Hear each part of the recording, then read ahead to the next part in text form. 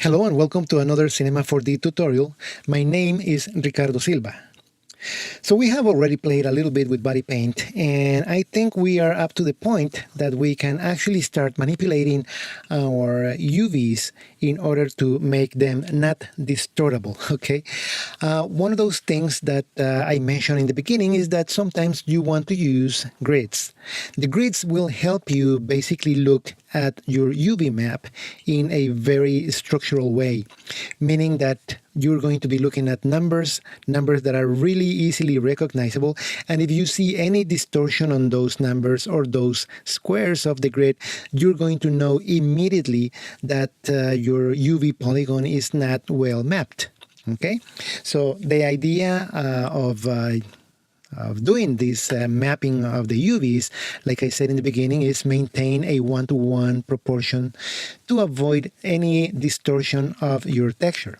Okay, and as I mentioned as well earlier, the seams are unavoidable. So try to use your judgment where to place those seams very hidden. And last but not least, the resolution of your texture depends on how your project is going to, how your model is going to be interacting with the camera. Is it going to be very far away or very close up? So depending on that, you're going to be using an image that is really high res or low res. Okay, but in this exercise, we're not going to worry about that. It's something that you have to know for whenever you're going to create the final image resolution. Okay, so in the meantime, let's go to Cinema 4D. And now we have an object that is not a perfect cube like before. And this is a little bottle that has some grooves going inside, and it contains a subdivision surface. So whenever I make it smooth, you can see that there might be some problems if I apply the texture to this guy at this point. Also, if I look in the object manager, this little guy doesn't have any UV information. Okay, so let's apply this texture that is already loaded here. This is my grid, numbered grid, and firsthand like this, I can see that these numbers down below here are stretched in a vertical manner compared to the 5, and all these are basically reducing in size. This reduction in size is going to be impossible to fix because, of course, the diameter of this area is completely different to the diameter of this area. So there is going to be some sort of distortion in this area.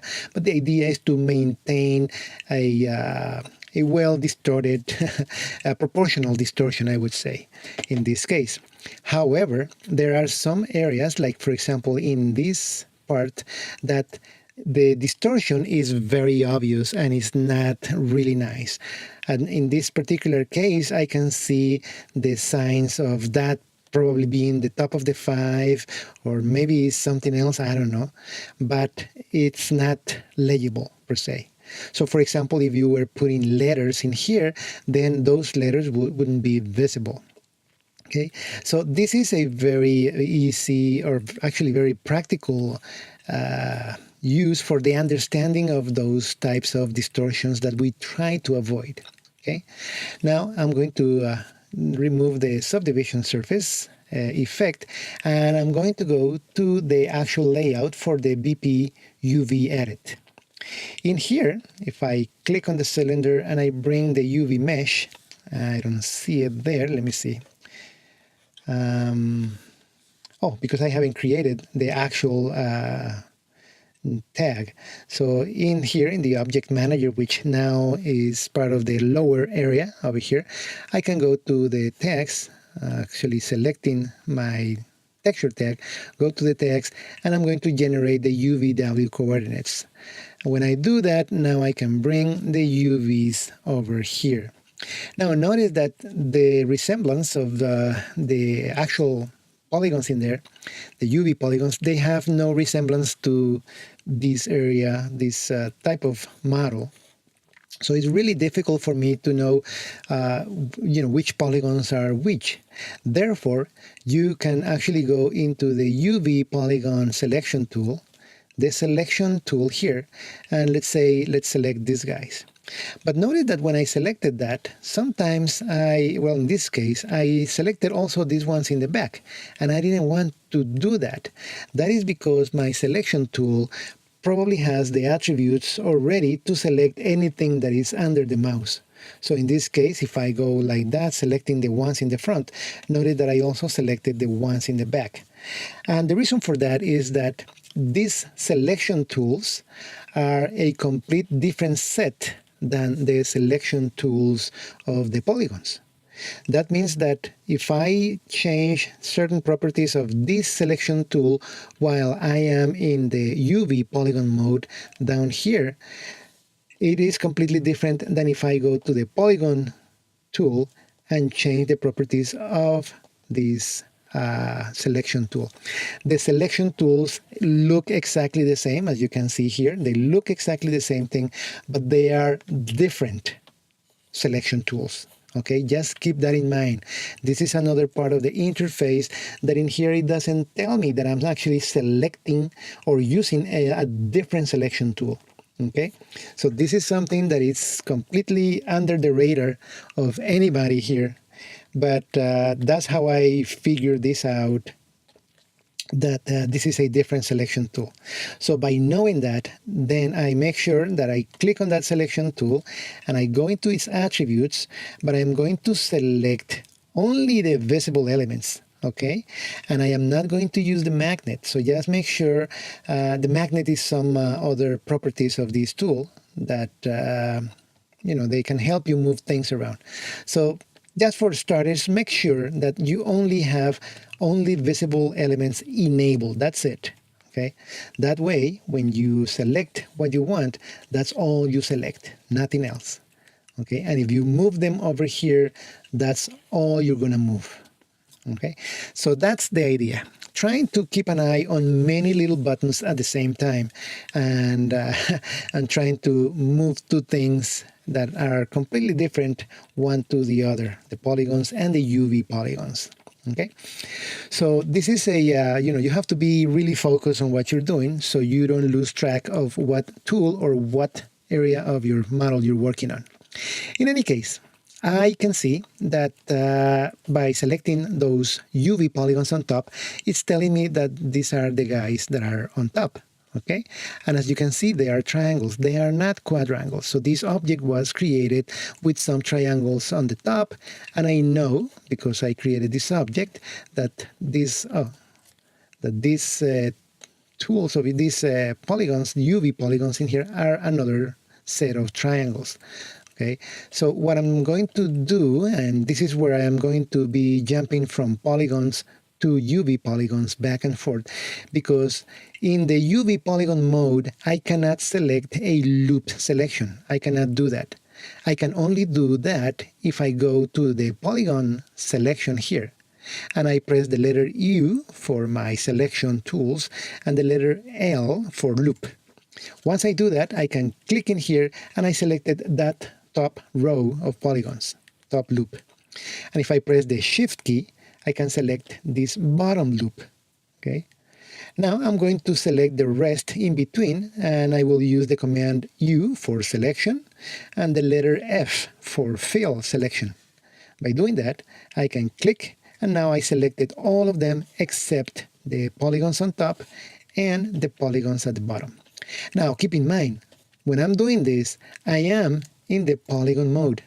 So that means that if I go to my move tool and I try to move something, I am actually damaging the object. Okay, I know I have repeated this many times already, but this is one of those things that you have to keep track of what you're doing. Now, the idea of selecting those polygons in the polygon mode is that whenever I jump to the UV polygons, that selection remains active here in my 2D view. Okay, so that is the advantage. You can select things in the polygonal components, but then when you jump back into the UV polygons or UV points, then that selection remains active. All right. Now that it is active, then I go to my, I go to my projection here, down below, and I'm going to say, okay, I want that to be a cylindrical projection because the object per se is more cylindrical than anything else. So I'm going to select cylinder, and I can see that those polygons in my 2D view got rearranged. I can see in here also that now many of these numbers are a little more square, so they are more proportional to each other, which is nice. But I still have some distortion in the middle, okay? We're going to try to fix that in just a second. But in the meantime, I'm going to simply use my move tool, and in my 2D view, I'm going to move those polygons away because I want to basically make sure that I can see the rest of the polygons that I have available. Now, by doing that, I can easily and safely go here into my marquee selection tool. Remember that marquee selection tool is for the UV polygons, so I'm going to go here and select all of those polygons on top. By doing that, I can see that I selected precisely the ones on top. Now, the idea of selecting these two separately is that I want to create the cylindrical projection for the inside of the bottle, the one that is cylindrical, but the top part is not going to benefit at all for the cylindrical projection. Let's suppose that you are going to put a label or the logo of your client on top. So if you notice, my grid is so distorted that the logo of your client will be also distorted. So how would you apply the actual logo of your client into this area in order to not be distorted at all? Well, you would probably apply it from this point of view, right? So that means that if you go to the top view, that's how you probably would project your texture, to apply it directly into it, no distortion whatsoever. And that's exactly what we're going to do.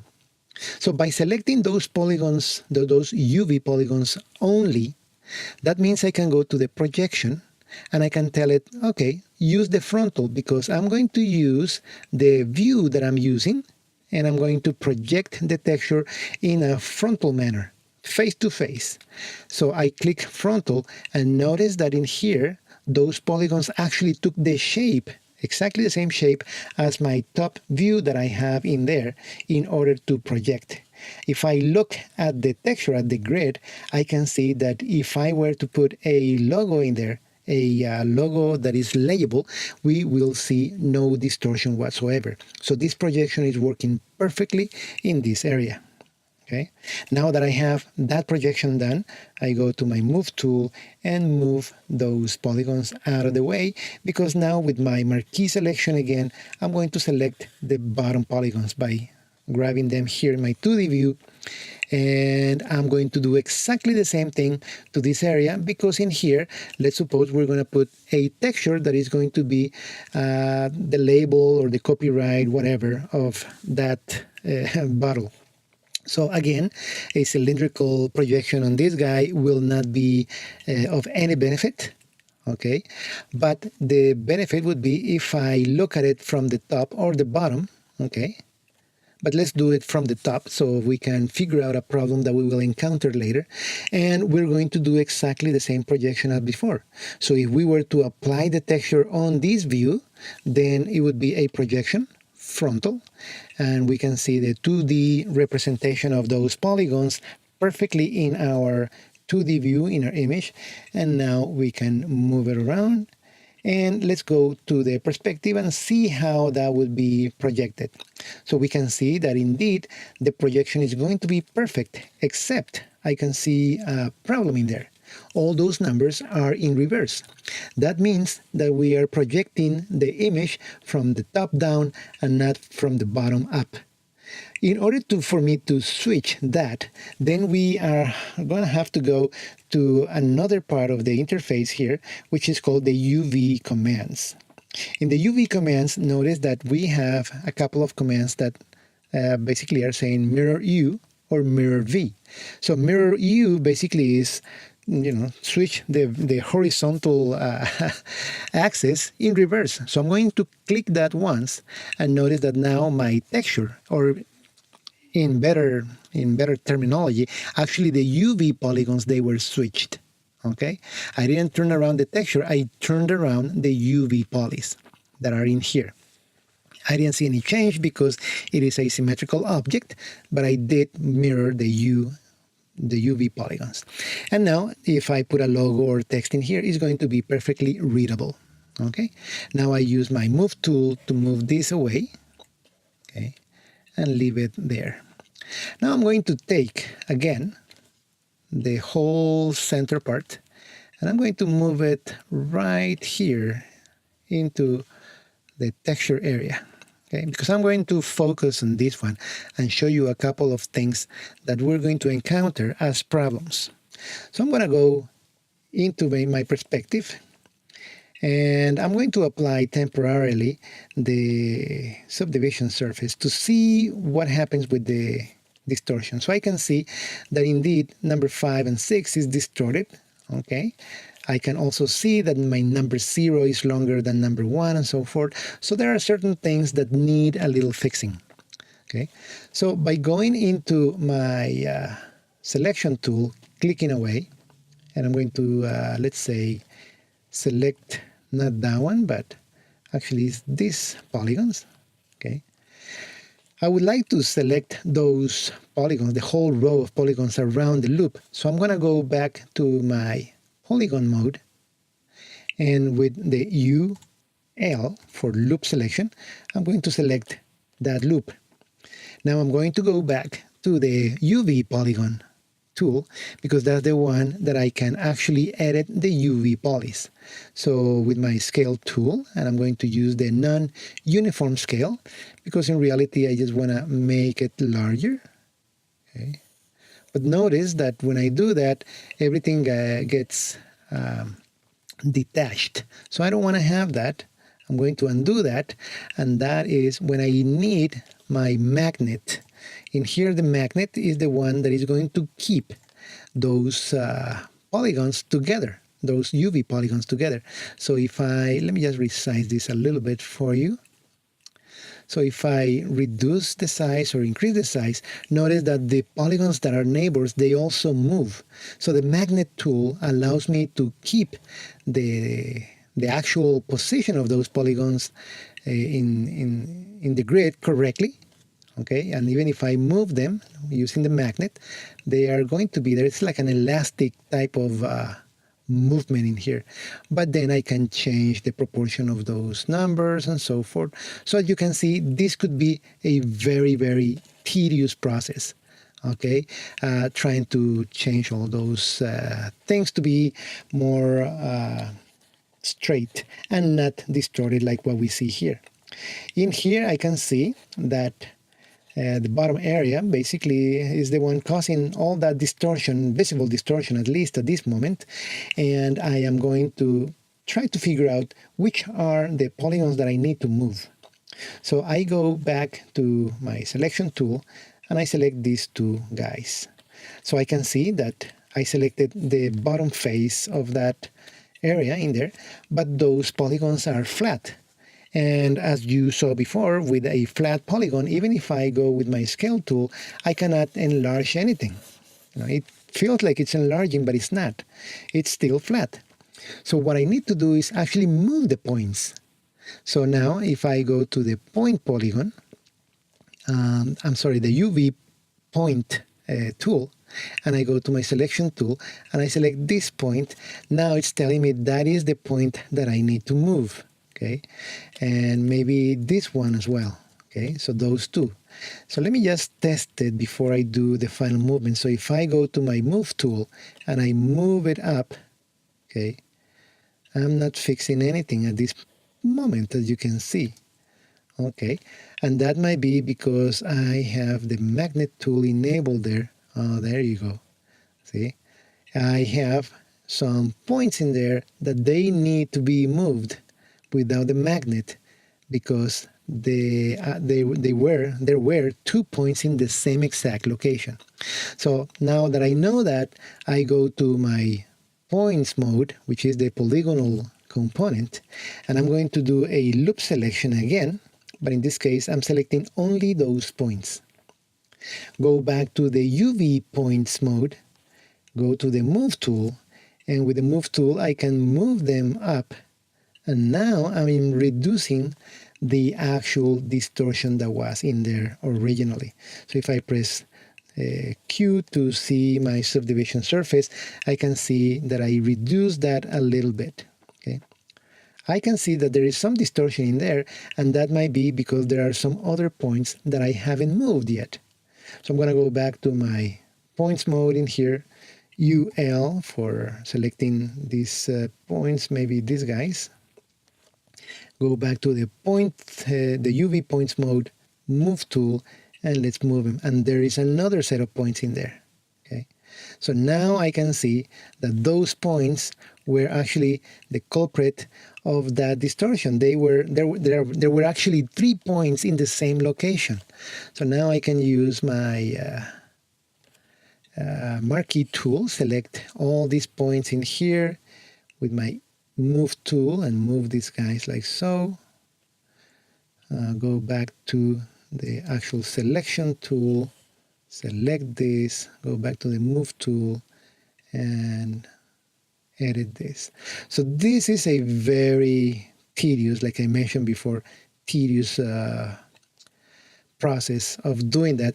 But as you can see, now I have a little distortion in there, of course, but that's because they are kind of like quadrangles. So I can go ahead and select the actual polygons.